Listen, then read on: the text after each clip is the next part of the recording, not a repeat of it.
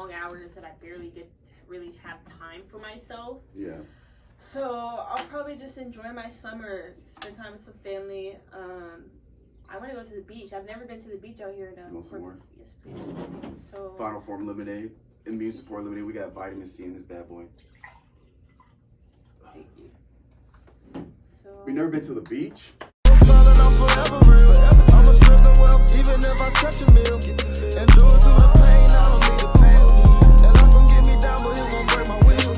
Cause I've been chasing this so long, I can't give up. I won't give in, been through too much.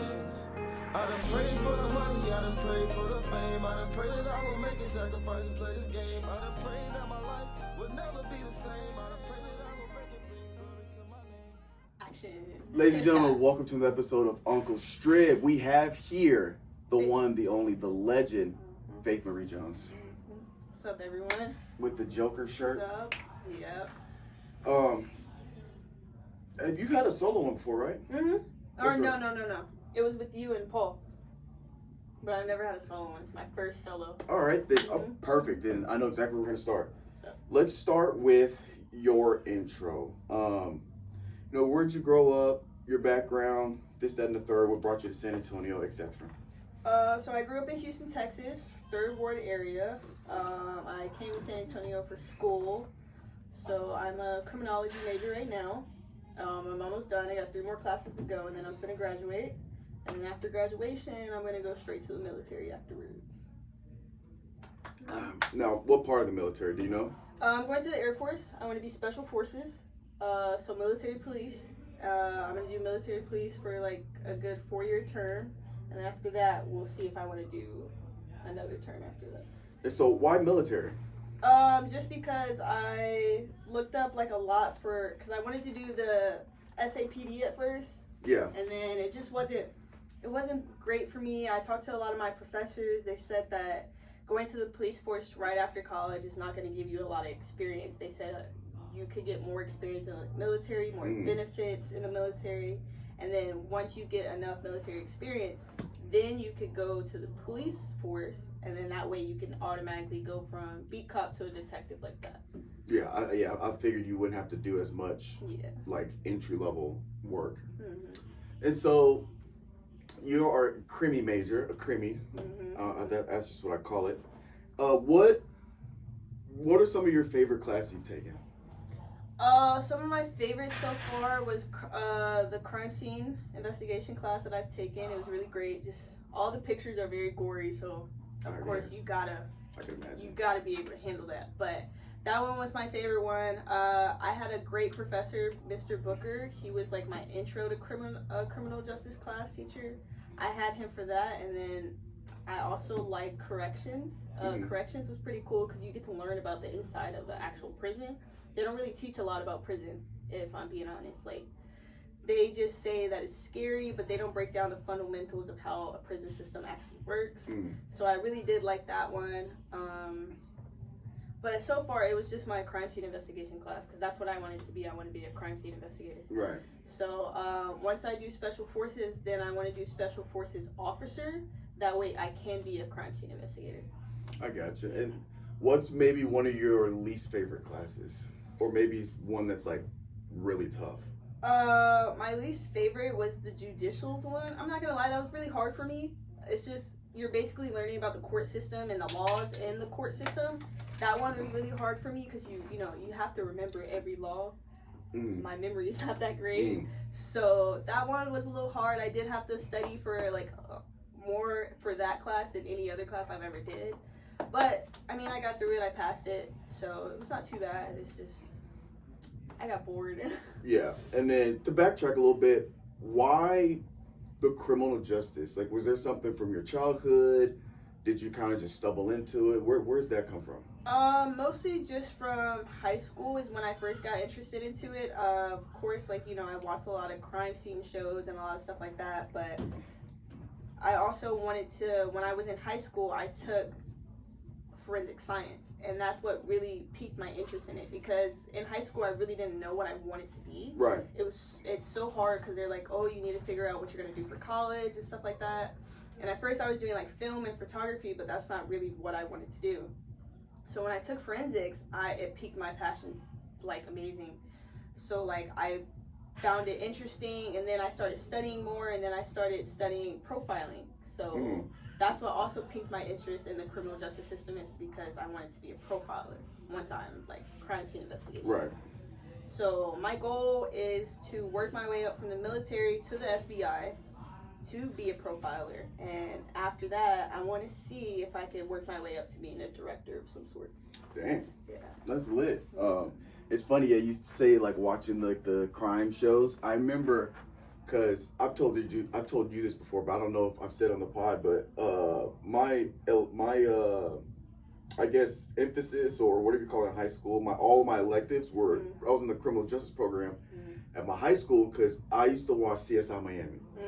Horatio Kane, bro, Bad Mama Jumba. Yeah.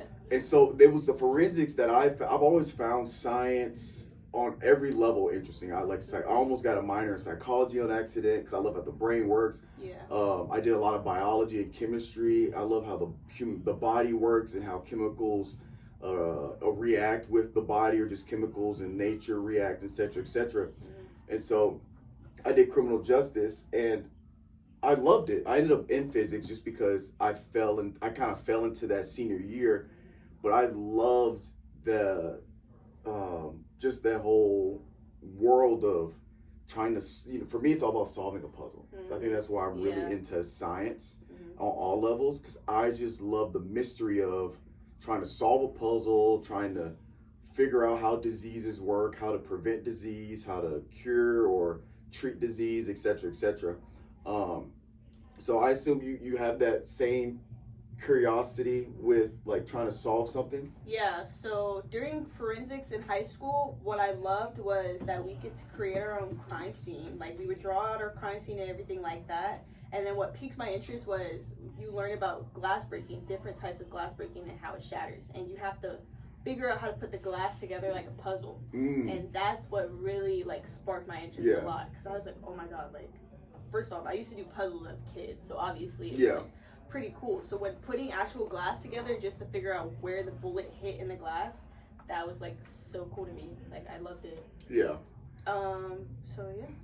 Yeah, it's interesting, especially looking at like, I'm watching like a lot of crime documentaries, and it's so fascinating how back in the day, before all this technology, like in the 60s, 70s, 80s, the physical manual work they used to have to do for different things, like you said, gather a bunch of glass from, I mean, it could take you hours. Like I've seen some documentaries where some dude was committing a crime, and he shredded all this evidence or whatever in a paper shredder. They got into his trash, put all that out, and they had to piece together each strip to get they would do it. And I'm like, the manpower, just the time it would take to do just for that. And then you got like all these documents. I mean, it's crazy to think about. So that's cool. And so, graduate, you 3 classes away, right? So I assume you graduate in the fall. Yeah. And so going into like the military and then working with FBI, I assume you're, in terms of like location, you're open to being anywhere, or are you trying to stay in like a specific area? So for now, I'm open to being anywhere, but I do want to move to a specific location when I'm at least in my 30s. Like I want to go to Seattle because Seattle's crime rate is pretty high right now. I was thinking Seattle or Chicago. So Seattle seems like the best place I want to go to, just because their base is a little smaller. So I feel like you can actually be more, what's the word? Productive on the base. Yeah. So I chose Seattle, but right now I'm open to be anywhere. I want to go overseas. But for mine, I'm gonna do National Guard, so that's state and overseas. So it just depends on where they put me. I don't mind being in the States, but I do want to experience being overseas for a little bit. Now, I want to just a few more questions on that. Your criminal justice background. What's some things that people have like a misconception about in that field that you think are misunderstood, or things that seem like common knowledge but are like very misconstrued or taken the wrong way out of context? Are there any things that come to mind in the like in your like field or whatever? My field, honestly, I'm not really sure. Like, you're just saying what people's opinion is of that field, like That too, or just like try to think of an example for like my field, but like back in the day, we used to think that the Earth was at the center of the universe and everything orbited around the Earth. Then we found out that that's not actually true. The sun's at the center of at least our solar system, and we orbit around that. There was like just some misconceptions. I'm trying to think of something more concrete. Yeah, I don't know. I'm just trying to. On the low, I'm not really sure, but I will say that just for people's opinion, I would say a lot of people just say like what I'm doing is like crazy and difficult and I shouldn't be doing that. I should be choosing something else. Like, Really? You get that? I do. Even my family, my aunt was like, I don't think you should do that. She's like, of course under the people we serve, but I'm like, that shouldn't really matter because at the end of the day, our country's going to change every time. But she was like, I just don't think it's smart. But I'm like, at the end of the day, it's my choice, my decision. I want to go through this experience. And I hear a lot of people say that going to the military I should do BCOP. And I'm just like, at the end of the day, you could end up being stuck on traffic control. Like, you might not even move up.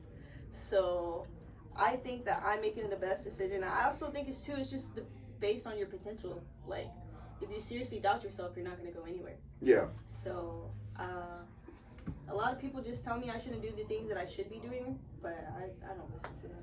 Yeah, I think some of that is insecurity on them because I always have the mindset of dreaming big. Like, there are times where I just feel like if you set outlandish, like crazy goals for yourself, like your goals to be director of like something big within the FBI or this, that, and the third. If you set that goal and you go for it, you might not hit that, but you'll still end up somewhere exceptional. Yeah. Versus, like you said, if you just, I'm just going to be a B cop, and like you said, you could end up just being content being a B cop.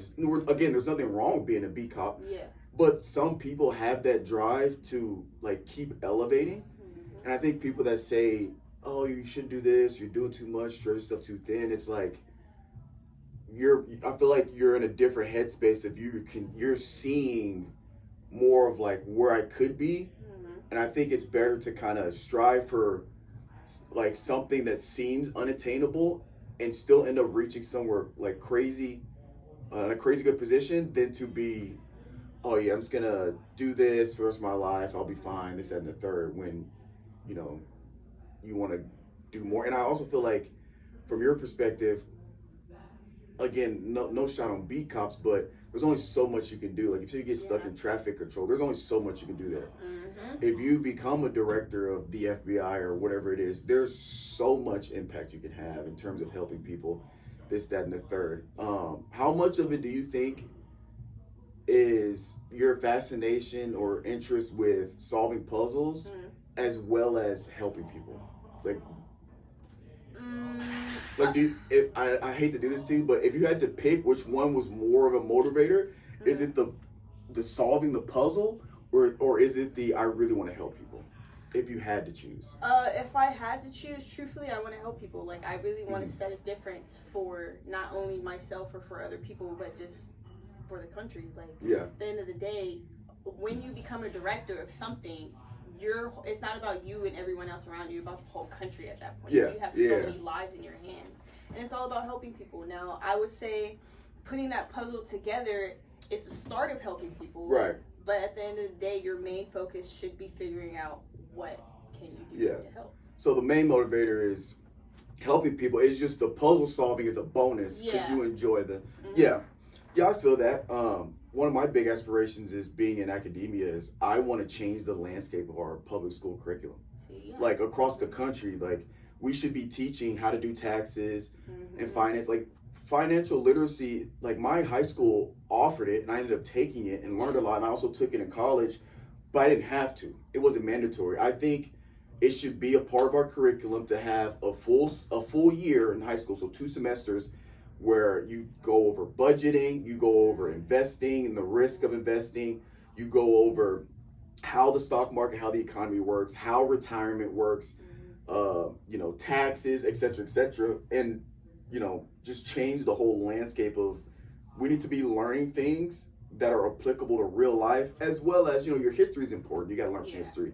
Your maths, your sciences. Obviously, art is important because self-expression through art is very important, but also harping on stuff that actually matters when you become an adult, because most people don't know. Like, luckily, actually, none of my financial literacy stuff went over taxes. So a lot of people's first time doing taxes is when they get their real first job out of high school, and it's like, I don't know what I'm doing. They have simplified it to where if you have a W-2 job, you just upload the W-2, and you can't do write-offs on W-2s anymore. But so it's kind of simplified, but still, like, if you have an LLC and you have a business on the side, you have to file your W-2s with your Schedule C, and you have to keep track of your write-offs. There's certain things you can write off based on your business, certain things you can't write off. This, that, and the third. And if you have a retail business, you got to keep inventory, how much you spend on inventory, how much you sell. You need to know the inventory at the beginning of the year and the inventory at the end of the year, how much of your inventory you buy for personal use. Like, you got to know all that. And none of that is given to you educationally until you end out there. And then your first year, you're either going to miss out on getting on write-offs, end up paying more for no reason, or you could potentially get audited because you didn't know you're supposed to keep up with this, that, and the third. So I think the school curriculum is definitely something that needs to be worked on, as well as just teaching in general. Like, there are so many bad teachers that ruin it for so many students out there, just because and it might not even be them, it just might be the lack of education on how to teach, because teaching back in the 50s, most teachings from the 50s doesn't translate to 2025, so. Yeah, and a lot of people in my generation are still learning, even myself, still learning taxes. Like, especially when you, like, say if you get a 1099 job, you don't earn taxes from that. They don't take out any taxes, so you have to figure out how to pay your own taxes. It's a guaranteed O. It's a guaranteed O, unless you, do the write-offs enough to get it down. But it's a guaranteed O. Versus generally a W-2, they usually take more off top than they need. Yeah. So it's almost a guaranteed refund. But, like, you don't know that till, like, after your first year, and you're like, I owe how much? If you have, like, a 1099, it's crazy.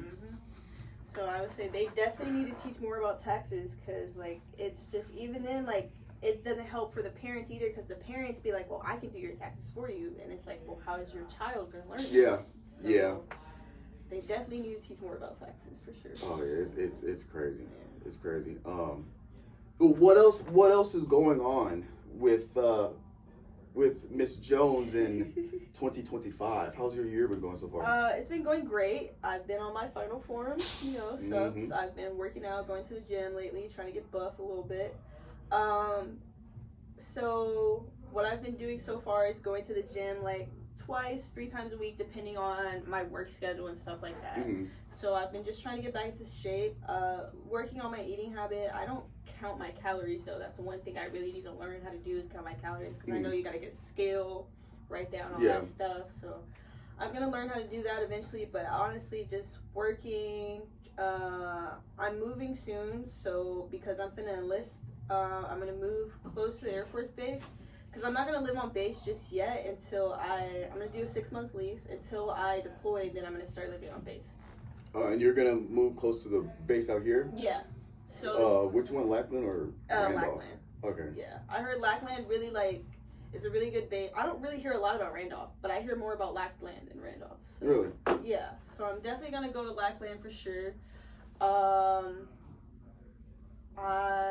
probably after... gonna see if it all works out, to see maybe going to get my master's. We'll see. It just depends. We'll see, because I want to do it for psychology. That's what I want to do next. Oh, it'd be lit. Have a psychology background with your criminal justice. Yeah. So I've taken psychology class before and I loved it. Like, I honestly did. I love psychology. So amazing. So probably get my master's. Right now I've just been planning out my life. Like, honestly, just focus on myself, trying to get myself better. I got a dog, so she's been helping me out a lot. She's been helping me get out the house more, be active. So honestly, just getting my life together, just trying to figure everything out after graduation. Because people say after you graduate, you feel stuck sometimes. Like you don't know what to do. Yeah. It's hard to find a job, so it's just trying to figure everything out for myself, set itinerary, stuff like that. What's like the biggest thing that you're implementing right now that's like really helped you in terms of like just staying structured? Honestly, working out, like that has really kept my mind so focused. Like I have not fallen into a depressive state so far, just because I'm trying to keep myself together, trying to keep myself looking towards the future, because I just don't want to fall off of my schedule and then feel sad that I don't know what to do. So working out has been really keeping my focus. Even my boss, he works out a lot too, and like he's just been asking me, how's your workout journey going? Like what are you doing that's making yourself better? What do you feel like is hard for you working out? Like he's really been keeping in touch with my journey as well. Also too, just friends, like honestly, like just keeping myself mentally ground. I've just been like chilling, gaming has been keeping me grounded a lot. Yeah, 100%. Yeah, like I've just been on the game every now and then. I just finished COD, so COD has been like my number one game so far. You got on Rivals yet? No, bro. Okay, so I played it, but then I deleted it because I just didn't know how to play. I just didn't understand. You playing by yourself? Yeah. That's also why, though. That's why. So now I have a lot of people saying I should hop back on and I should try to get the hang of it. So I might honestly hop back on. It was just when I was playing by myself, it was so confusing. Like I didn't know what to do. Yeah, my first time I had to play with my buddy Grant, who I game with every week, and I was like, bro, I don't know. Yeah. But like I found my lane. Yeah. I'm a support or strategist, which is basically a healer. Okay, yeah. So I'm a good supporting role type of player, but it's for my mental space, it's always been the gym and gaming that has really just kept me sane, because every Thursday and Friday nights is when I play. Yeah. Oh man, it's just a good 2 to 3 hours of just being on the game we got a little group, being on the game with my friends, talking shit, bullshitting, laughing, trying to get these dubs, stressing out, this, that, and the third. It's a good just escape. Yeah, so gaming has been like 100% my number one. I try to schedule gaming too, because at this point it's so hard to hop on the game every day. Oh yeah. Like it's so hard that I have to schedule my gaming now. So I mostly play on weekends, because that's when I feel like I have a lot of free time, is weekends. But I've been playing Fortnite a lot. Like I have, just because I play with my cousin. So me and him, like we grind on Fortnite for a little bit, and then after that I do my own thing, play like a lot of story modes. Also anime. I have been really binge watching some anime lately, so I'm trying to keep up with a lot of animes, just because that's also keeping me grounded, honestly. You finished solo leveling? I was about to say solo leveling crazy. Was amazing. It was so amazing. So I'm hoping that they come out with another season after that. Yeah, season 3. They said they're expected to drop 2026, so it's not gonna be too long of not too long of a break in between. I'm still binging One Piece. So what episode are you on? I don't know off the top of my head, but I know they're about to leave Fishman Island the first time. Because he asked Jinbei again to join his crew, and he was like, no. Do you know, like, what range? Is that, like, the 600s, 700s? Yeah, like, around that range. Okay. So, I know they're, like, on 1,000-something right now. It's, like, 1,122. Yeah, so I'm just honestly trying to get up there, but I know all the new characters now, for sure. Like, I'm past the part where they're showing all these new ones, and their new, what's the word? The new generation? Yeah, their new generation of pirates. Like, I think they're pretty cool. So, I've definitely been watching that. I started Invincible just because I've been hearing a lot of talk. Oh, Have you seen it? Yeah, I just finished the newest season, like, a week or two ago. I just started season 2. So, I've been, like, kind of hooked on that for a little bit, too, because everyone's like, Invincible, and I'm like, I don't know what that is. That's good. So. I do have some gripes or like a critique of Invincible. I do not like his character development up until this point. Yeah. Like, So you finished season 1? Yeah, I finished season 1. So how far are you in the season 2? I'm on season 2, like episode 3. So all this stuff happens in season 1. Mm-hmm. Is there 2 seasons? Right, there's just 2, right? Yeah. Yeah. So after season 2, it's still good. Mm-hmm. But like I think they could have done better with his character development. It seemed to me personally, he's developing a little too slow. Mm-hmm. Now I think it's because I'm comparing it to how fast paced a lot of these animes are. Like right, okay. Solo Leveling, his character development in 2 seasons is crazy. Mm-hmm. Not Kaiju 8. Well, Kaiju 8 too. That one was good, yeah. But what's his Fire Force? The character development in Fire Force is crazy. Like, all these kind of modern day animes, the character development is so fast. And Invincible, it's like, all right, dude, when is he going to like progress? Yeah, and not progress from like a fighting standpoint, but it's like a personality, mental aspect. Mm-hmm. But besides that, it's good. I'm interested to see where they're gonna go because season 2 ended like, yeah, it's like, oh shit, some shit's about to go down. I mean, I see what you mean though, because in season 1, he's still trying to focus on his personal life when his dad is telling him, "You're a superhero." Like, yeah, you need to focus on being a superhero. Yeah, and it's not like he's a teenager. Like he's Yeah. grown. He's in college, so I don't know how exactly how old he is, but I assume he's probably like. I mean, he's still like young. Yeah. He's maybe, was he a freshman in college? He's like 18, 19. 18, 19. Yeah. But like at that point, in a world full of superheroes and there's organization, like that's the norm. Mm-hmm. You should know, like, all right, bro, like you're first of all, you're Omni-Man's son, and you have his level of power. Mm-hmm. You gotta have to understand that you are going to take on that responsibility of being a hero. Yeah. But he's like, oh, I'm trying to have a regular life. It's like, no, Mm-hmm. there is no regular, like, Mm-hmm. forget about that. Either that or it's like, if you want the regular life, you're just leave the superhero stuff leave the suit in the closet, and you're not a superhero. Yeah. You can't be like, okay, I want to be invincible and I want to be this hero, save people, this and the third, but I also want a regular life of a regular human being. You can't have both. Yeah, You gotta pick one. Mm-hmm. But yeah, Invincible's great. Yeah, I like it a lot. I don't have a favorite character right now just because they're all kind of like, they're kids. So It's a it's like, hodgepodge, they're kids. Yeah, now that you say that, I don't think I have a favorite character. Yeah. It's like, Mm-hmm. It's like, But what blew my mind the most though was just how Omni-Man killed all those people. Like when I first started watching it and I saw him do that, crazy. I was like, oh, that's insane. It's really insane. It's wild.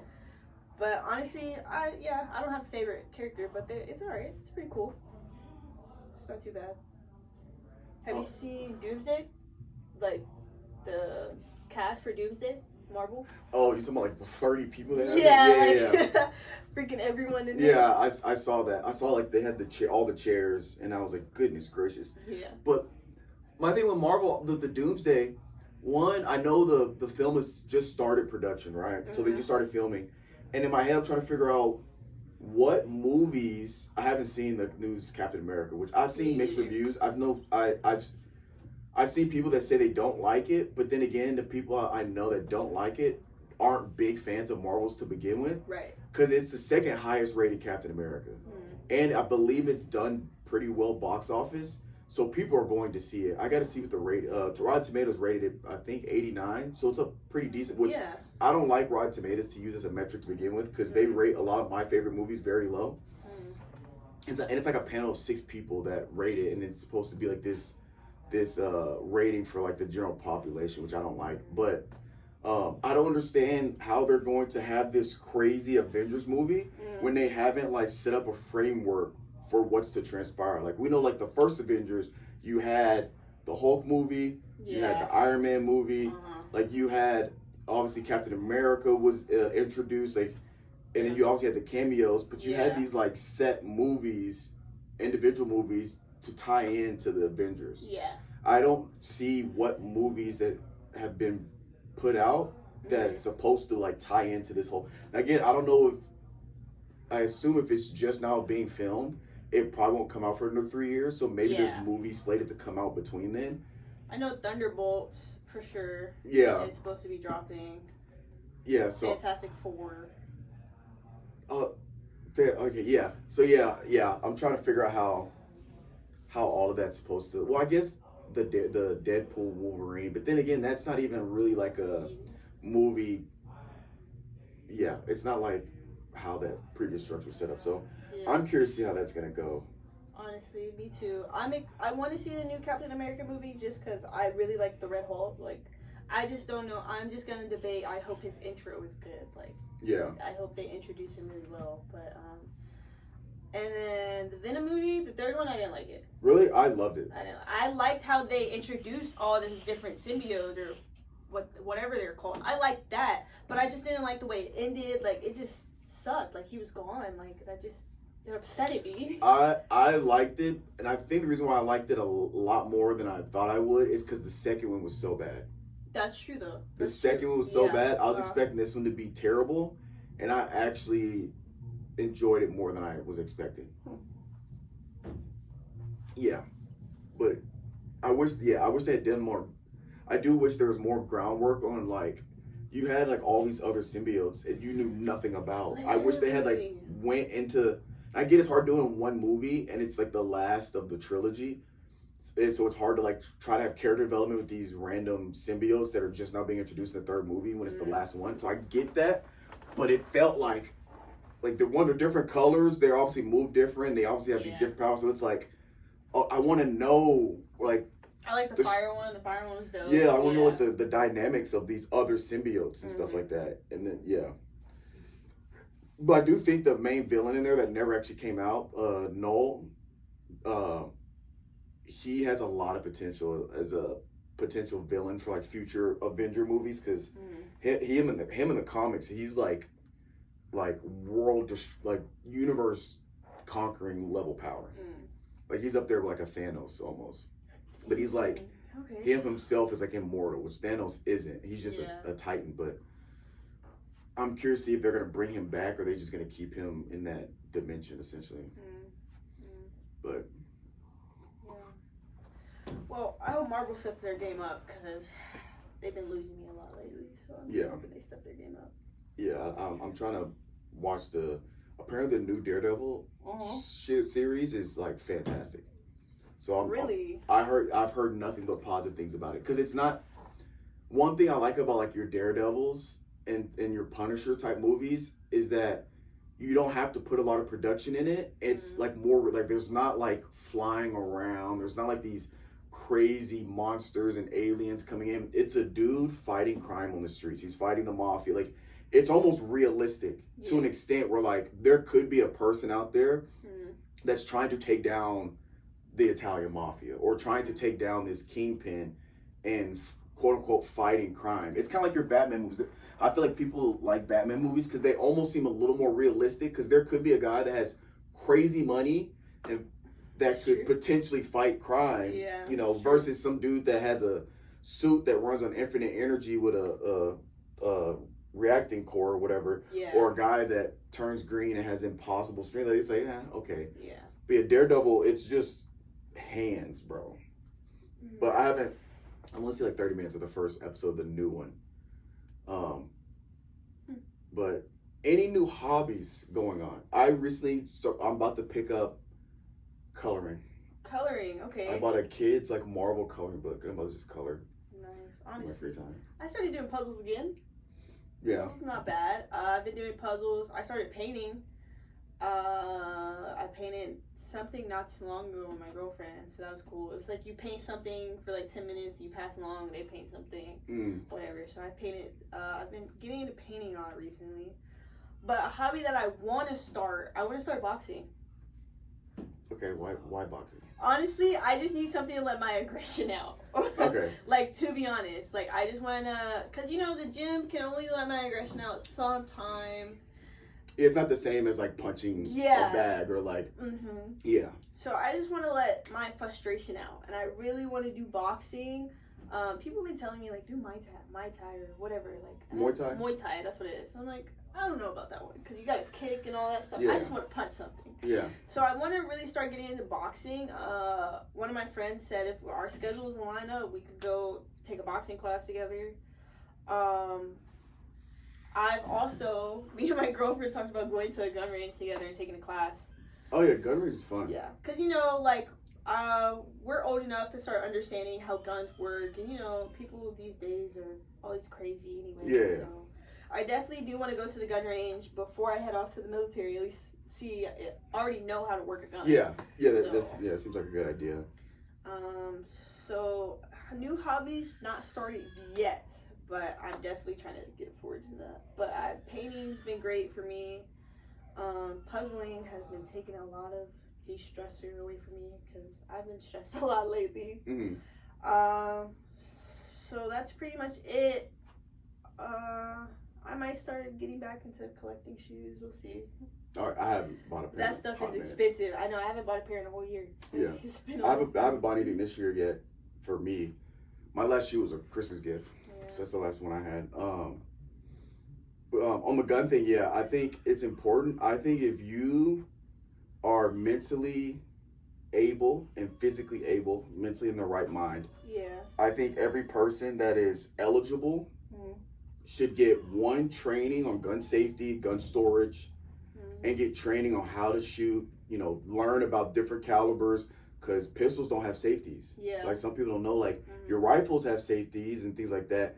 Pistols don't have safeties. Revolvers don't have safeties. So it is vitally important to know how to holster a gun, how to unholster a gun. You never put your finger on the trigger unless you're ready to shoot. You keep your finger either like this. Usually like I thought I had my gun on me. I usually have it. But you keep your finger like to the side, and when you're ready to pull, you can put it into the trigger. Things like that, because there's a good majority of gun accidents, or a good majority of gun injuries happen on accidents. And most pistol gun accidents happen holstering and unholstering the gun. So yeah, things like that. I actually just bought some ammo for my pistol, and I'm trying to buy an extra magazine. But yeah, I haven't been to larger one. Well, yeah, the one I have, it's a small LCP Ruger. It's a 380, so very small caliber. It's smaller. It's smaller than a 9mm, but a little bit bigger than a 22. So it's not like gonna obliterate somebody with one shot generally. But it only holds, since it's small, it's like fits in my hand, and so it's easy to conceal. Yeah. It only has the original magazine has 6, and then the extended mag has 7 rounds. Okay. That's why I want to get a second magazine, because my holster has a pocket for a second one. Yeah. Because I only got 6 shots with it, so I want to get a second one just to have a little extra, just in case. Though. Yeah. But my Smith & Wesson 9mm holds 16, I believe. Okay. 16, and I have 2 magazines for that one. And that's like what? That's kind of average for most. What, 9mm? Yeah. Yeah, I think 9mm is pretty standard. As every now and then, some people like to carry 45 mags, but I think 9mm is a good. I use my 9mm for home defense. Okay. And then I carry around my 380 for my carry and conceal, because shooting a 9mm is a lot harder than people think, because depending on the gun, the recoil on it is pretty strong, and shooting a target from like 20, 30, 40 yards away is a lot harder than you think. But with a smaller caliber, there's less recoil, so you can almost it's easier to kind of put it where you want it, obviously with practice and things like that. Yeah. So I have different reasons for carrying different things, and I have 2 12-gauge shotguns. I got a Remington 870 pump, and then I have a over-under, I forgot what it is, but it's an over-under 12-gauge. Handmade, it's handmade, the butt is like a handmade wood, so it's really nice. But because I used to have my shotgun for home defense. Yeah.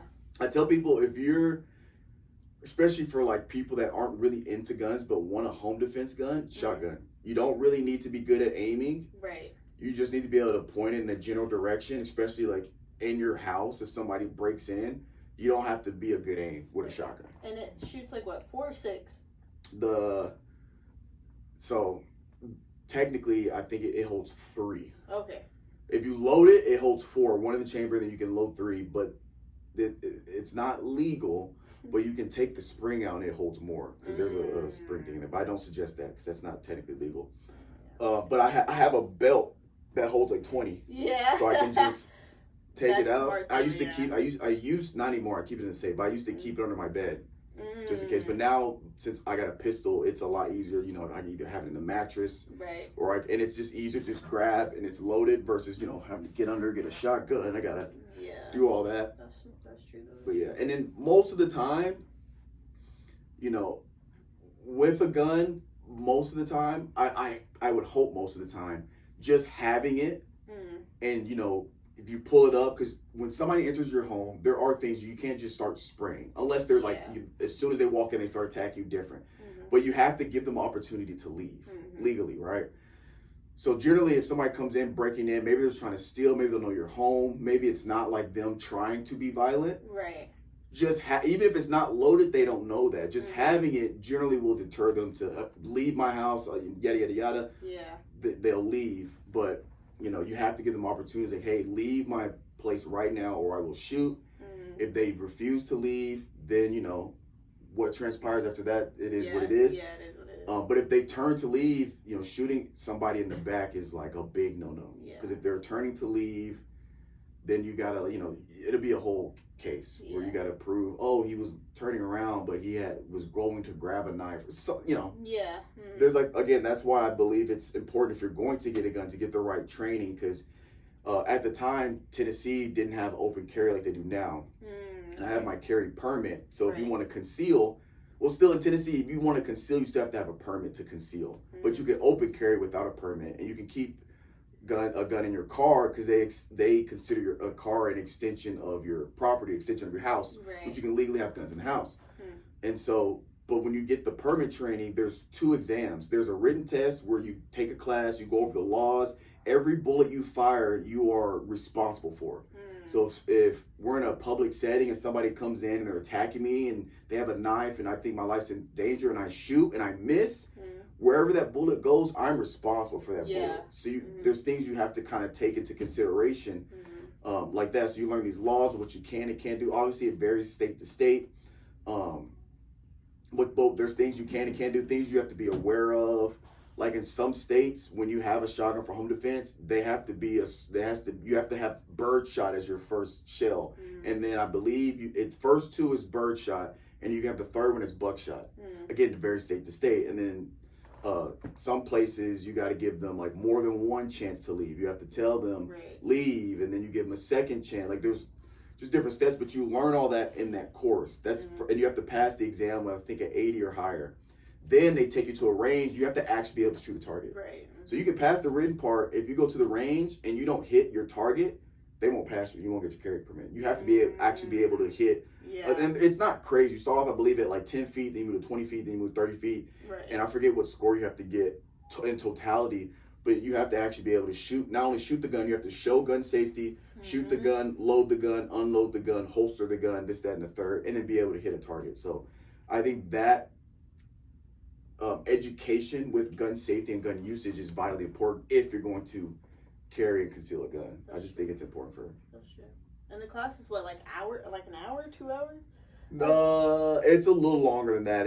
I think it's like it's a 1 day thing, but it's all day. I think in class it's like maybe 6 hours because you're taking actual class, taking notes, and then like the last hour, 30 minutes, you get an exam. You go over it. Then that same day they'll take you to the range. And you do all the shooting. So it really depends on how many people show up for that class. When I did it, I think there was only like 10 of us. Oh, so it wasn't a lot of people. But I would assume if there was like 30, 40, it would take longer. But honestly though, I have been thinking about doing that just to get some experience in and just honestly get my license to carry. Because I think that would just be smarter to have. And then it will also be able to teach me which gun to pick for my first one because you know that's big.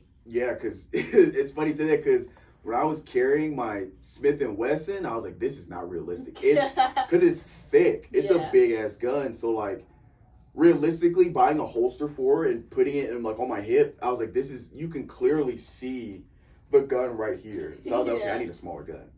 And this, that, and the third. And then that's when I got educated. I was like, okay, I need a smaller gun. I don't want a 22. I don't know if I want a 9mm. What's a good gun that's got low recoil, that's easy to conceal? And that's how I ended up with the gun I have. But yeah, like you said, I think it's important, especially nowadays, being a female, you know, nowadays, just being a female walking at nighttime is very dangerous. Like, it makes me, like, you know, I don't have kids yet, and I want all boys, but I'm sure having enough kids, I'll have a girl. It makes me worry about, especially the females that are close friends in my life, about, you know, you hear about the horror stories of walking to your car in a parking garage late at night, or walking down the street late at night, you're by yourself, or, you know, I've seen videos of people getting kidnapped in the back of Walmart parking lots because people just sit there and lurk. It's like, I want them to be able to defend themselves, and I think a gun could be a potential tool to help thwart off, you know, people bullshitting. Yeah, honestly. And I just feel like females nowadays really need to be attentive on where they're going. Like, I feel like a lot of people are just too busy in their phones or just not paying attention. Oh, awareness. In general. Yeah, yeah, their awareness is key. not that great. So I think, like, for me, I'm always looking around my surroundings, make sure I'm not being followed, all of this stuff, because it's important. And, you know, I have pepper spray. I do have a knife, so it's just, you got to keep something on you. Yeah. Oh, yeah. Just in case. You know, it's one of those, what's the saying? It's better to need it. It's better to have it, not need it, than to need it, not have it. Yeah. 100%. 100%. World's dangerous out there. Yeah. What's something in society, since we're on this topic, what's something in society that concerns you right now? Honestly, the amount of kidnappings, dude. Like that is so insane. How many people are getting trafficked? Like, trafficked after being kidnapped is insane. And, like, that's what also just kind of makes me mad about, like, local PDs, that I feel like they don't try their hardest. Like, they're just like, oh, well, they're no longer in our district, so that's not up to us, that's up to the next district. That just makes me so frustrated, because at the end of the day, that's a person's life. Yeah. And it's like, I feel like if that was your child, you would do everything in your power to go out your way. Yeah. So I think it's so crazy how a lot of people are being kidnapped and trafficked, and nobody's doing anything about it. Like, but they're more focused on, like, drugs and guns and, like, all this stuff, but not actual human. Yeah. It's interesting because I feel like when you grow up and become an adult, you realize there are so many things that are problems, but mentally there's only so many things I care about. Like, you can care about passionately, like you said, the kidnapping, guns, drugs, you know, what have you. But it's like, it's tough. It's so tough because I like, for example, I care about this earth, right? I'm all about helping the environment and this, that, and the third. But if I have a list of priorities of things I care about, I'm gonna be honest with you, that is probably toward the bottom of that list. It's like, I care, but it's like, there are so many other things that for me personally, are just a little more important. So it's not that I don't care. It's just I only have so much time in the day to care about certain things, you know? Like, me personally, I think personal fitness education and nutrition education and health, I think that's more, to me personally, that's more important than the environment for right now. That could obviously change. I think financial literacy and education is more important than the environment. To me, again, this is to me personally. I think gun safety and education is more important to me than the environment. It's just, yeah. I mean, you're right about that, because they don't really teach a lot. They don't teach people anything, like, nowadays. And then, like, it just kind of makes me so frustrated, is that people learn stuff from the internet, and I'm just like, you should have already known that already, like, in school. Like, you didn't learn that in school? Like, I heard people say some things that they just saw on TikTok. I'm like, well, yeah. Duh, like, where have you been the past, like, 20 years? Like, yeah, of course. So it just kind of makes me funny, and that's why I like being, like, I mean, I'm not the oldest, but I do like teaching my siblings stuff that they don't know, because I'm just like, you need to know these things, because I feel like y'all's head is not in the real world right now. It's like, it's still clouded in this mindset of just being, like, not even a teenager, just being a young adult who wants to have fun, go to clubs, all that stuff. Like, I don't even do that anymore. I don't go to clubs. I rarely party. I just like to sit in my house. Yeah. So it's like, I feel like I need them to get out of that mindset of just having fun and just actually learn about what's going on. Yeah. When you said that, it actually gave me an example in my head that I thought was funny, where, you know, people are like, you know, the whole serial killer documentary things people are like really into. And so I watched one on the Night Stalker, And a lot of his victims he got to was simply because a window was open, a back door was open, the garage was open, the front door was open.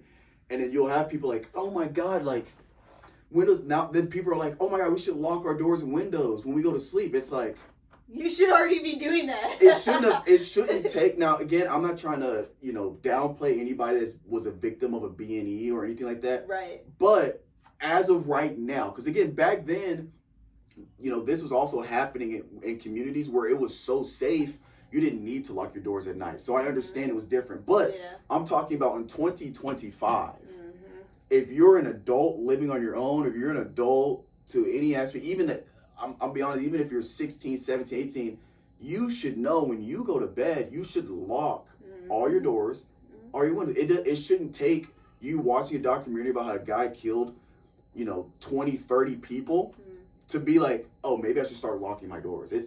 That's the equivalent of getting into a car wreck and then getting seriously injured and then being, I think I should start wearing my seatbelt. It's like, you should have been wearing it the whole time. Is it annoying? It takes 2 seconds to put the seatbelt on. It's not that uncomfortable. So you should have been like, like you said, like people are just, it just seems like they're so distracted with other things that common sense kind of gets thrown to the side until something unfortunate that shouldn't happen happens to them. And it's like, not trying to victim blame, but it's like, yeah, bro, maybe if you had the window locked, this person wouldn't have came in and stole all your jewelry. You know what I'm saying? You got to at least protect yourself first. One of the things that I'm having a problem with society that scares me, social media is a double-edged sword. There's a lot, which I praise social media in one aspect to where a lot of the information that I'm getting or that I'm educating myself with, I get through YouTube. Like I watch a ton of YouTube. I'm sure YouTube has the data how many hours you watch. I'm sure mine is crazy. Anytime I drive, I don't listen to music anymore. I listen to podcasts. When I like today I worked out, I listened to a whole podcast today when I was working out instead of music. And then most of the podcasts I listen to are from doctors, experts, but I'm watching doctors that say this and I'm watching the opposing side too. Like I'm also mature and informed enough to know that some people have maybe unintentional biases or personal biases. So I'm watching most of it's in the health space, in the fitness space. But I'm watching all this information. I'm consuming this information. And what I appreciate about most experts, they give you the study. They'll put the link in the description so I can go and read that study for myself to see, how legitimate it is or, the implications. Because I think because of social media, we are losing nuanced conversations. Because especially in fitness and health, everything's nuanced. Like you can say, like for example, I was listening to this podcast and he talked about supplements. Obviously I have a supplement brand. And he's a doctor, he's a primary care physician, and he works in like hospitals and he used to work in intensive care units. So he's seen the worst of the worst. Right. And he was saying that he doesn't promote taking supplements because there's no scientific evidence that is like validated because the supplements aren't regulated by the FDA. So he doesn't promote, supplements this and the third.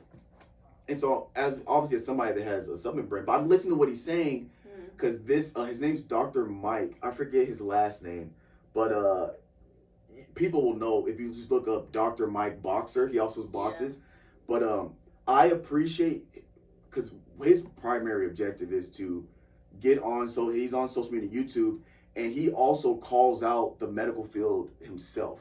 He holds the medical field accountable, and he also likes to debunk misconceptions or kind of misinformation or misinterpretations of information because he tries to make it for the general public. Like for example, he had somebody on his podcast where they're talking about insulin and calories in versus calorie out in insulin. And basically the guy was saying calories in, calories out doesn't necessarily matter. It matters about the insulin levels.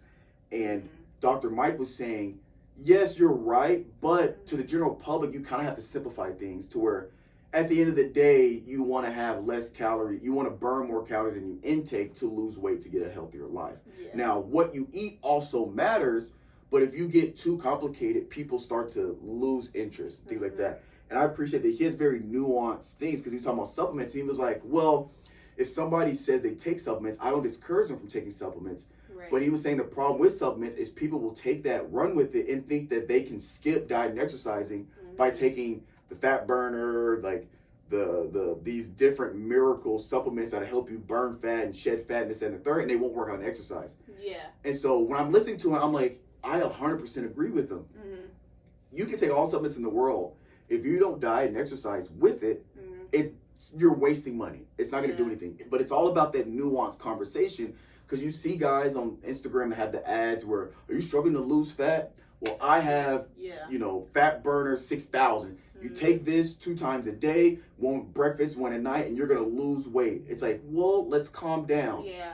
Because you have to, you have to diet and exercise with supplements. I will never suggest supplements to somebody that doesn't diet and exercise.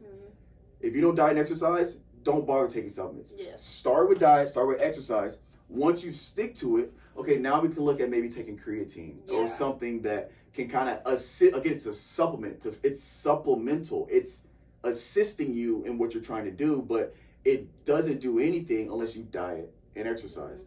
And so we're losing these nuanced conversations because I always try to be careful with my words, because I know what I say that works for me might not work for you. Yeah. What works for both of us might not work for 10 other people. And having nuanced conversations saying that it might help, it could help. Yeah.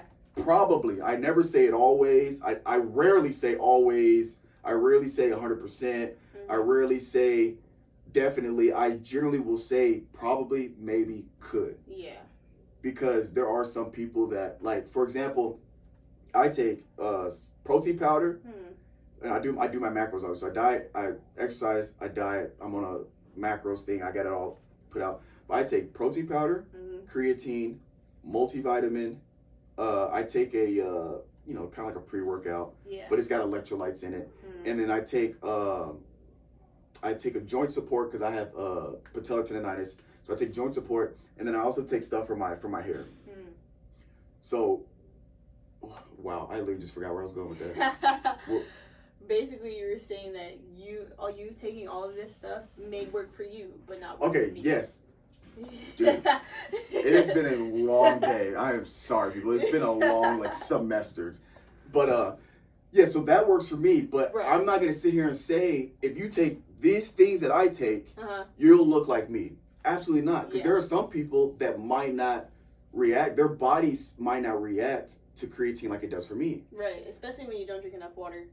Exactly. So there's nuance. If you're gonna take creatine, there's a right way to do it. You have to take enough water. You have to take it consistently. My biggest problem I have with people with supplements is they'll take it, but they'll take it like once every now and then. I was like, no. With certain things, you have to take it every day. You have to get your creatine saturation levels in your body and your muscles up to an optimal level. And then but it's just because the supplement industry is such a wild west, and it's such a money grab for people that are just trying to become millionaires off of it, which, I'll be honest, I hope my stuff gets to the point where I can live off of that. Yeah. If I don't sell another supplement to anybody else, I'm still going to have it because I'm just going to take my own stuff. Right. My career isn't going to be off making money off supplements. I wanted to, obviously, astrophysics or whatever, or just being in fitness industry. But I understand that there are so much nuances to taking supplements, but that only matters if you're doing everything else right. Like, I remember one time my parents started buying this alkaline water, right? Because, alkaline water is better than tap water, this and third. And so, again, nuanced conversation, because you'll see people on that all the time saying, alkaline water, you got to get the right pH in your water. It's healthier than regular water. Yes, it is. But if you don't change your diet, you don't exercise, and all you do is go from drinking tap water or bottled water to alkaline water, how much healthier are you really going to get? Probably not much. Now, again, they're right. It is healthier. Right, yeah. But it's at the bottom of the list in terms of things you need to do first to better your health. Now, if you're dieting, you're exercising, you're taking your supplements, your multivitamins to kind of make sure you're good here. You're getting your blood work done. You're seeing your doctor. You're doing everything right. Things are starting to go good. And you want to just get a little bit healthier. Okay, maybe alkaline water is the way to go. Yeah. But if you're eating fast food 6-7 times a day, and you're overeating, and you're not sleeping, you're waking up in the middle of the night to eat because you're hungry. Drinking alkaline water is not going to make you any healthier. Yeah, at all. Yeah. Nuanced conversations. We're not having that on social media as a whole, and that scares me. Because non-nuanced conversations is what leads to misinterpretations of information. Because two things on opposing sides could be true. So, I mean, yeah, that's what really worries me in society today. But I think your brand will push through because you're so informative about it. Like, a lot of brands barely know their own stuff, which is really crazy to me. It's a money grab. So it's like, for you actually know what you're talking about. You've done the research for it. You know what's in your product. Yeah. So for that's going to get you a long way, because a lot of people, they don't know what they're talking about half of the time. Yeah, and I just hope people can just appreciate my honesty. I don't want one of my biggest fears, if it does blow up to be like this massive success, is that people will look at me like other brands to where, oh, he's just selling some bullshit to make money. Like, I hope I hope that, one, I'm honest enough, because there's certain things, like, I don't even use my own brand for everything. I don't have vitamin C powder. Yeah. And we know vitamin C is correlated to helping with your immune system. I take and I'm not afraid to call other brands that I like or use, like Nutricost. That was the supplements I was using for my own stuff. They have a vitamin C powder. I get their stuff from Nutricost, like stuff like that. And I used to take BCAAs. I forgot what brand I used to take, but it wasn't mine. It might actually be over there, but it was from HEB. But I hope that me being honest about the reality of supplements, people, I hope I can just earn people's trust. And I always tell people like that come in, like, they ask for supplements, and I always, I have protein powder, but you don't have to use mine. Right. Just here's what you should look for in a protein powder. Yeah. At least 20 grams of protein. You want to look at the calorie to protein ratio. The way I forgot her name, but a doctor had explained it like this. I thought it was brilliant. If you look at the amount of protein it has in grams, add a 0 to it. If your calories are under that, then it's a good ratio. So if it's 20 grams of protein and you add a 0, it's 200. If your calories are under 200 calories for the 20 grams, that's a good ratio. Like, that's something you should look for. If you're trying to lose weight, you want low carb, low sugar, low fat. If you're trying to put on weight, you might want to look for a higher carb one. Or what I do is I put in a banana. Bananas are high in carbs, but it's also got nutritional value because I get my potassium and things like that. I put in some peanut butter, so I get a little bit of the healthy fats from the peanut butter, as well as a little bit of added protein, a little bit of added carbs. So, I just hope that the complete honesty is there. Like, I won't, again, are you dieting and exercising? Yeah, but I want to take a supplement to help with my fat or boost my metabolism. Diet and exercise first. Yeah. Diet and exercise first. But yeah, sorry, I went off on a crazy tangent. It's okay. But you're right, though. You're honestly right. I've seen a lot of people, like, I don't even see a lot of people do research on, like, a lot of protein and stuff like that, because, like, I just see people buy, like, the popular name brand stuff, like Quest, like the Quest one, or I think that's what it's called. Like, I just I just see people buy like the popular name brand stuff, but not even do their research on it. And it's like, how do you know that's gonna help you? How do you know that's protein for you to help? And that's why I always say you need to consult with either your doctor, which again I get nervous because somebody is a doctor in medicine doesn't mean that they understand like the preventative nutritional value of diet and exercise. They say diet and exercise, but do they know like what that really means for an individual? But still, it's still not a bad idea to consult with your doctor. Like, hey, how much protein should I be eating? Hopefully they know that. But if not, you can go to a nutritionist, or you can go to a credible personal trainer. Because obviously I don't have a. Sorry, ladies and gentlemen, we had technical difficulties, but I just went on a rant and missed it, but it's fine. It's all good.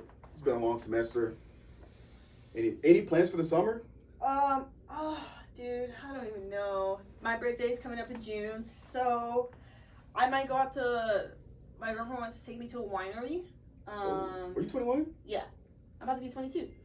Damn, dude. I don't know why I thought you were 19. No. Because I've been drinking wine lately. I've been into like a couple of different wines. So she wants to take me out to a winery. And then she wants to take me to like this war museum out there. It's like a museum that's based on all the different wars. Where is this again?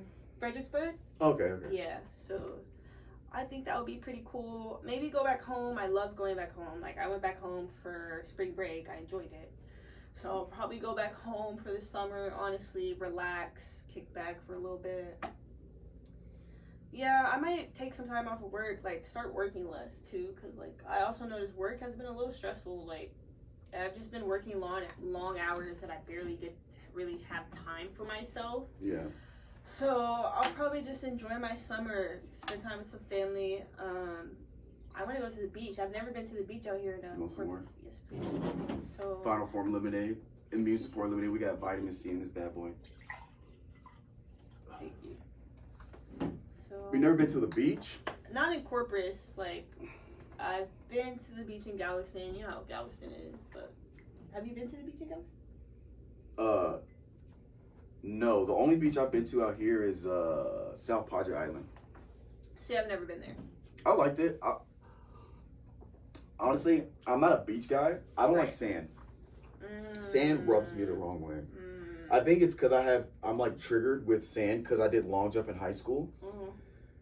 And I just hated it because it'd be all over my stuff. You take your spikes off from doing long jump, put it in your backpack. Sand will be in your backpack for the rest of eternity. That's so true, though. Honestly, though, when I did long jump too, that shit would be like your butt crack. Like, everywhere. It would be everywhere. It was so terrible. Oh my God, dude. So I get that. And then when it's wet, Okay, yeah. I'm just not a fan of sand. Like I used to walk around the beach with shoes on because I hated it in my feet.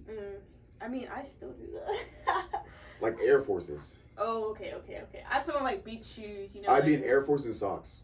That's crazy. I hate sand so much. That's crazy. But no, when I'm in South Padre though, I let loose. Yeah. I liked it. It was fun.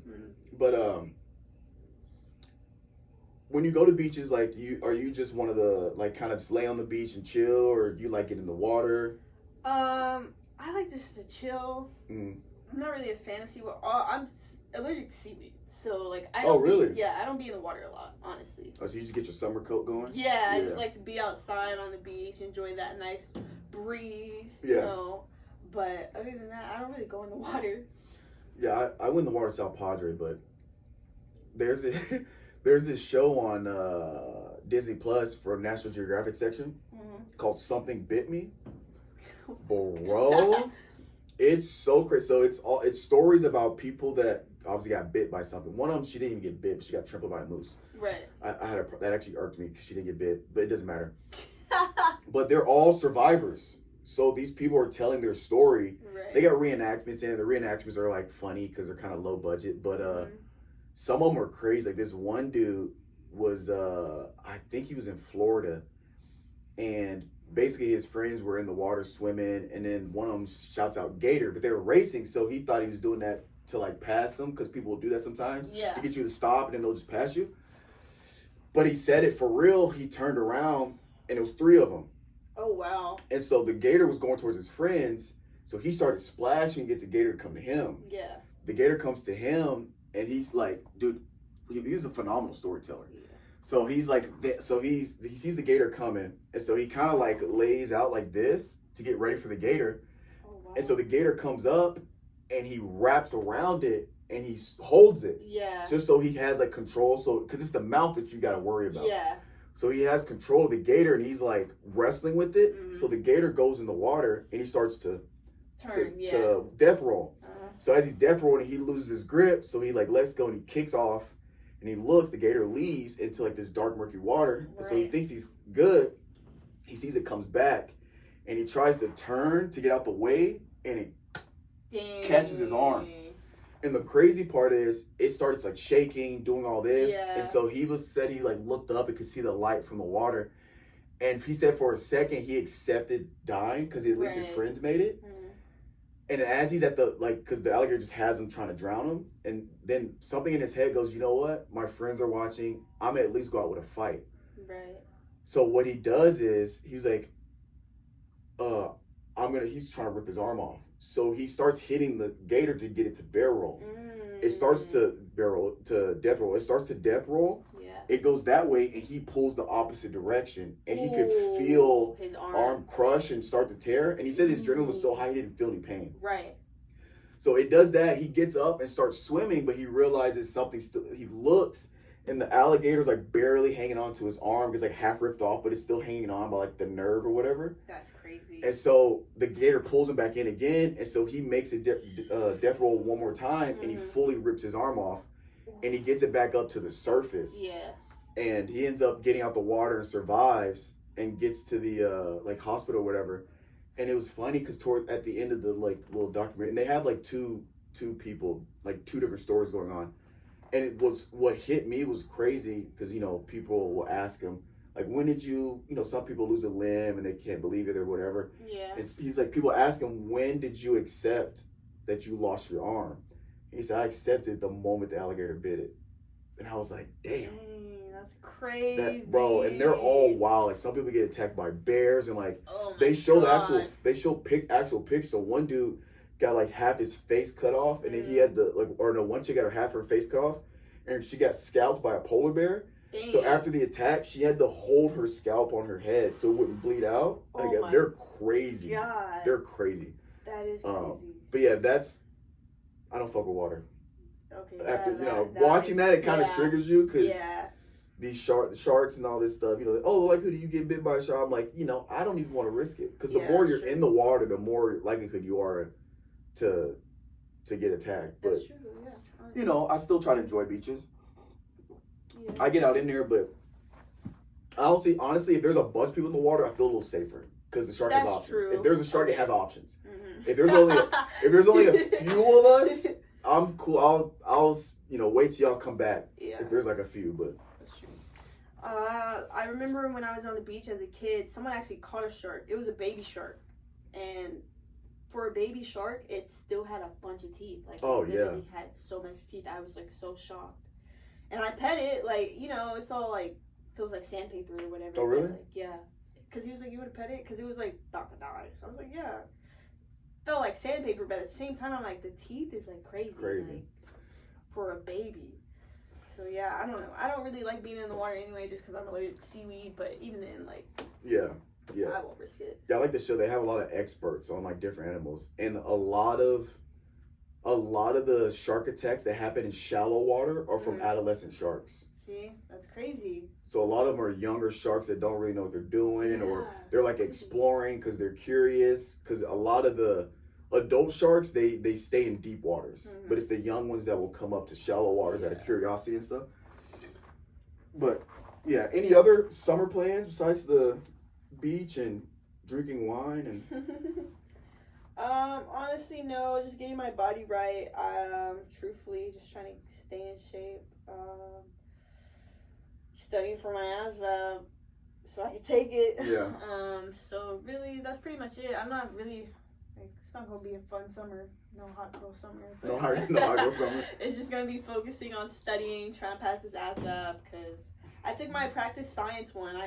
That one was easy because I'm very good at science. Mm-hmm. Now I'm on the math part. That math part got me like. And so, what's the exam called again? The ASVAB. So they have the ASVAB, and then they also have the AFQT. And that for both of those, you have to, for the Air Force, you have to get a 35 on both.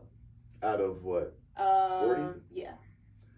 And so what is like, break down the two exams. Like what exam what are they focusing on? More of your ASVAB because that determines your job. The AFQT is just really to figure out where they can place you once you get that job. So is it kind of like an IQ test? It's an IQ test, honestly. Okay. Just to see where you're at. Basically how you take the SAT, that's how it is for the ASVAB. It's a standardized test based on that field. Crazy questions, just like, you know, how many planets has rings around it? Obviously 4. 2. No, it's 4. I know. I'm about to say. I'm like, bro. So it's like. Can you name the 4? Saturn, Jupiter, Venus. No. No, wait. Saturn. I thought it is Venus. Saturn, Jupiter, Venus, and then is it Mars? It's not Mars. No, Mars is just that big. What's the other one? Is it Saturn, Uranus? Jupiter? Yeah, Uranus. Okay. Saturn. It's not Venus, huh? None of the inner planets have rings. So Okay, Mercury, okay. Venus, Earth, and Mars Mercury. don't have rings. Okay. So what did I say? You're missing one. Dang, I forgot what I said The already. one right before Pluto. Ah, 'cause Pluto's- It's also named after a Greek god. I know this one. I know this one because that was the question on there. Which one is named after a Greek god? I guess all of them technically are, but it's a more commonly known god of the sea. Oh, like Poseidon. Close. So it's. I don't remember. Neptune. Okay, yeah. That's what it was. Yeah. So they asked because I remember they asked which one is named after a Greek god of the sky. The sky. Is that Venus? Yeah. I think that was Venus. Yeah, they like asked like really, and then they asked like what is it?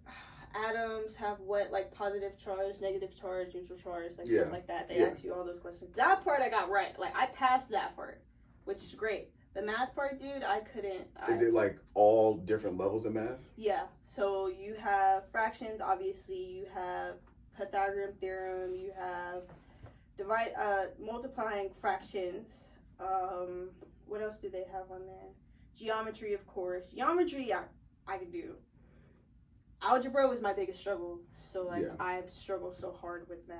Like I was like, I don't know what I'm doing. Algebra is the most failed math classes in university. And I believe that. Honestly, it's really hard. So, and they don't let you use a calculator on the ASVAB. Like you have to get scratch paper. That sounds about right. And do it all on your own. So, I've been practicing, really trying to pass this math. I mean, obviously, it's okay to fail one thing because they have things called word knowledge, man. Basically, what does this word mean? Yeah. They also have. So that the one I was doing was arithmetic reasoning. That's math. Then they also have the actual math knowledge part, which is just basic geometry. That part I could do. Word knowledge, science, and then they have mechanic engineering, where I don't know anything about that. So. Wait, questions? Yeah, like it's literally asking you stuff about like, what is this car part and what is it used for? Oh. And I'm still learning a lot about that. So that's why I'm starting to do the practice stuff now because I need to pass. Like, I want to pass. Study a little bit as you. Yeah, and then that's why I'm also like working out a lot too because you have to be at a certain weight. Oh, really? Mm-hmm. What's the minimum weight? Female, you have to at least be 130. Really? Yeah. So I'm 120 right now. Okay. I just need to bulk up a little bit more. And that's you got to do that before you graduate because you're going straight in. Mm-hmm. Oh, so 10 pounds by December is solid. Yeah. That's not bad. So I'm trying to bulk up a little bit more. It's just bulking. It just means like a lot of protein for me for sure. Because I mean I eat enough protein, but not enough to where I'm gonna like bulk. Yeah. So and then obviously what else do they do? Yeah, that's pretty much it. Yeah, the test, the thing. Of course, they drug test you, but I stopped smoking like a while ago, so I'm good on that part. And yeah, so I'm pretty much just worried about the math part. And that's really all I'm worried about. Everything else I could do, maybe the mechanic stuff. Once I get it down, maybe I can understand more of it. But it's really just the math part. There you go. So really, my summer plan is just to study. Like school's not really done for me. Yeah. So I gotta study. Get my head on straight. Yeah. I know for me, in May, I'm gonna go to Houston, see my buddy Xavier. Nice. We're probably just gonna smoke cigars and play video games, and then I'm going to Alaska in June. That's dope. For a conference. Nice. So I've mentioned a handful of times on the pod, but or at least on my Darn 615 and stuff. Yeah. We're going to Alaska for a American Astronomical Society conference. Okay. That'd be fun. I've already Googled where the cigar shops are. Because people, it's when we started going on conferences as a group, because it's like 9 of us, because it's my research group. Yeah. Because it's a big group of us. They always know as soon as we land, I gotta figure out where cigar shops are. Like they know I love cigars, and I only smoke them on special occasions. So literally, whenever I get a chance to smoke one, like for travel, pretty much when I travel. Yeah. So that's just a big thing for me. And then I plan on going home before the fall semester starts, just for a week, just to be home, see my buddy Calvin, and hopefully I can see Mitch and Mark. Shout out Garden 615. Those are my co-hosts on the Guardians. Try to see them. Shout out Connor. Connor's like, we weren't really like close, but like I actually wouldn't mind. Last time I was home, me, Mitch, and Connor and Mark went out to smoke cigars, and I kind of wish I had stayed in touch with more people, or like gotten more familiar or closer with certain people. And Connor's one of those guys I kind of wish I had interacted with more in high school. But dope dude. Hopefully I can see him when I go out there. And then I'm just trying to graduate, bro. Like I was supposed to. I'm like a year and a half late for graduating, and then I probably won't graduate this fall like I had thought.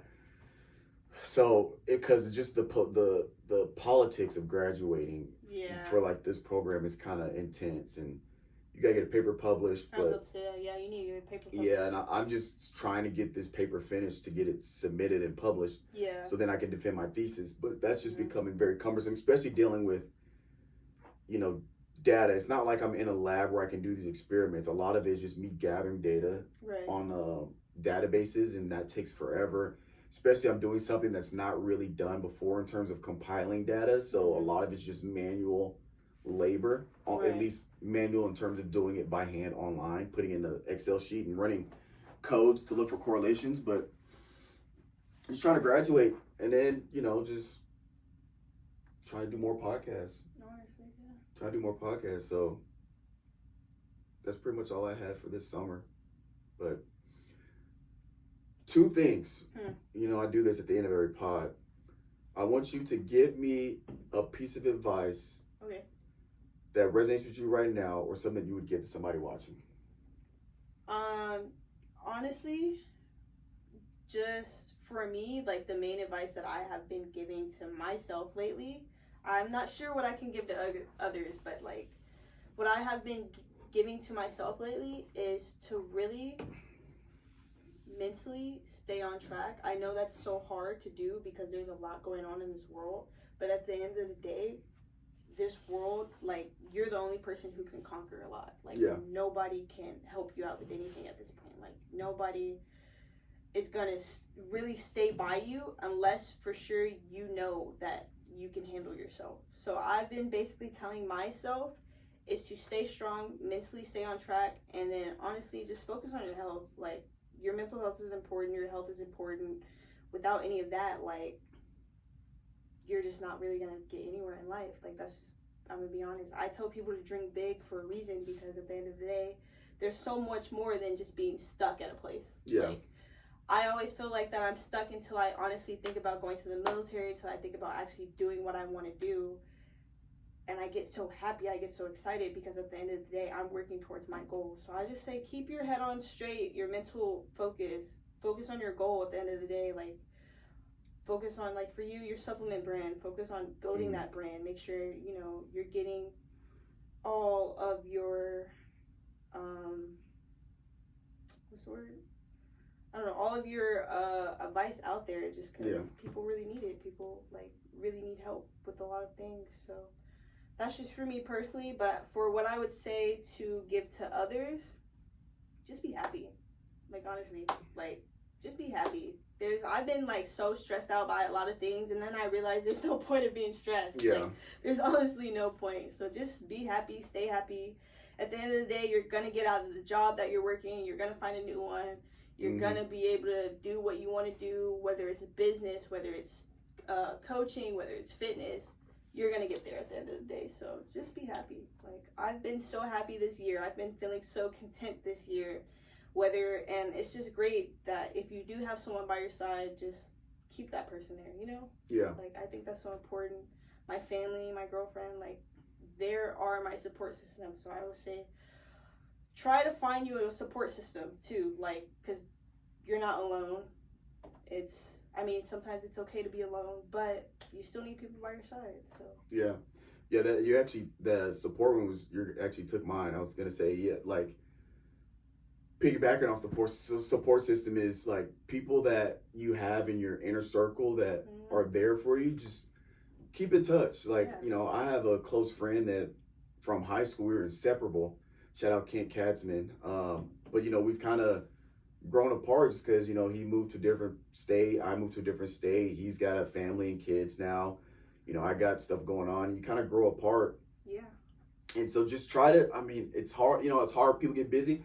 Try to stay in touch with your support system and definitely, yeah, take advantage of that. And, damn, I had another one I forgot. It was, bro, I'm getting old, dude. You're not even old, bro. Shit. Hang on. It'll come to me. Give me just a sec. Because I think it was something about, was it support system? I don't know. I'll figure it out. But last thing. Yeah. I saw, and I remember the podcast now. I saw this on Diary of a CEO, a podcast I love watching. And he does this thing where he has the previous guest leave a question for the next guest. I thought it was phenomenal. Nice. I'm giving him the credit. I don't want people to think I thought it's on my own. Right. Diary of a CEO. I'm going to always shout him out when I do this. Mm-hmm. So, I had, oh my gosh. Who was the last person? I think this was Noah. Oh, yeah, Noah on here? Yes. No, I didn't. I was supposed to have Noah. Who was it? I know you had Brian on here last time. Oh, Noah's my brother. Okay. Oh, yeah, That's I saw right. that one too, yeah. He's like, literally looks like you. Like, yeah. you kind of look alike. And genetics are crazy. Yeah. So let me find the question. And then I'll have you leave a question off camera because I don't want people to know the question. All right. So the question is, what's the best sci-fi movie? Oh, what's the best sci-fi movie? The best sci-fi movie that's probably like my all-time favorite that I always watch a lot is Spider-Man considered a sci-fi movie? Like Spider-Man 2, The Amazing Spider-Man 2. Is that I'll allow it. That's not a sci-fi movie? I mean, I'll accept it. Ah. Cuz I mean, it's superheroes is science fiction. It's not real. If you want to stretch. I guess so. I really love The Amazing Spider-Man 2. Like, I just like that a lot. Like, that one was really good. It's, like, with the Electro dude. Forgot his name. And, like, the Green Goblin. Like, I thought that was pretty cool. But if we're going sci-fi, I'm trying to think of this one, like, space movie that I thought was, like, really cool. Interstellar? Yes. I don't know if that's sci-fi, though. No? Dang, all these movies I'm naming are not sci-fi. Actually, I don't know. Is it considered sci-fi? Well, I know the ending is sci-fi. That one was good. But I don't know if it's science fiction because I think a lot of it's based on actual science. Huh. I know they had actual physicists and astrophysicists on set to like make the movie as accurate to science as possible. Interesting. Well, I'll stick to my answer. The Amazing Spider-Man 2. I really like that movie. So that's sci-fi to me. But what sci-fi is yours? Best sci-fi, I think the best sci-fi movie in terms of popularity, I think is Star Wars. Oh, 100%. Now, my favorite sci-fi movie is probably,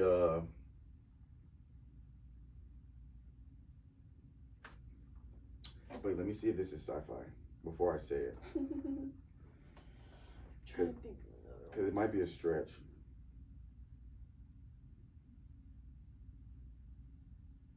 Transformers. Oh, dude, yeah. That's sci-fi? I mean, it says, yes, Transformer franchise is technically science fiction. Yeah, that one's amazing. Huh. Yeah, science fiction action. Okay, yeah. So, yeah, I think, at least that's off the top of my head, that's what I can think of. Yeah. So, yeah, I'd say the Transformers movies. But that's all we have here for this episode of Uncle Strib. I'll get your question after this. Gotcha. And I appreciate your time. Of course. All right, we'll catch you guys next time. I'm gonna chase my dreams. My life